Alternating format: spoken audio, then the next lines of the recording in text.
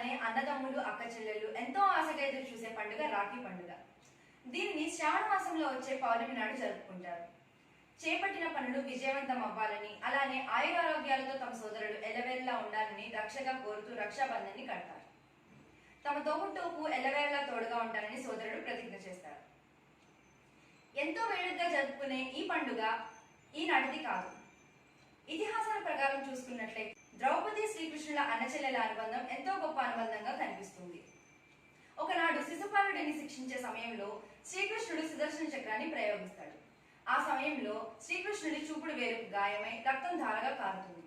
దానిని గమనించిన ద్రౌపది తన చీర కొమ్ముని చింపి కట్టుకడుతుంది. ఆ కట్టునే రక్షగా భావించి శ్రీకృష్ణుడు తనకి ఎల్లవేళలా తోడుగా ఉంటానని హామీ ఇస్తాడు.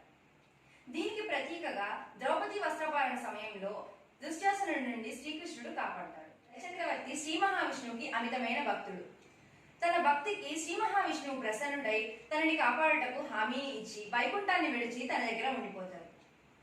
లక్ష్మీదేవి శ్రీ మహావిష్ణువుని ఏ విధంగానైనా వైకుంఠానికి తీసుకెళ్లటానికి ఒక పేద బ్రాహ్మణ స్త్రీగా రూపాన్ని ధరిస్తారు. బలిచక్రవర్తిని తన అన్నగా భావించి రాఖీని కట్టి ఒప్పించి శ్రీ మహావిష్ణువుని వైకుంఠానికి తీసుకువెళ్తారు.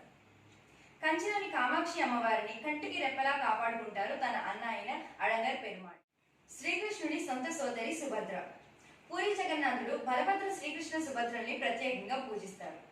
అలానే గణపతికి మానసాదేవి, గణపతి పుత్రులకు సంతోషిమాత.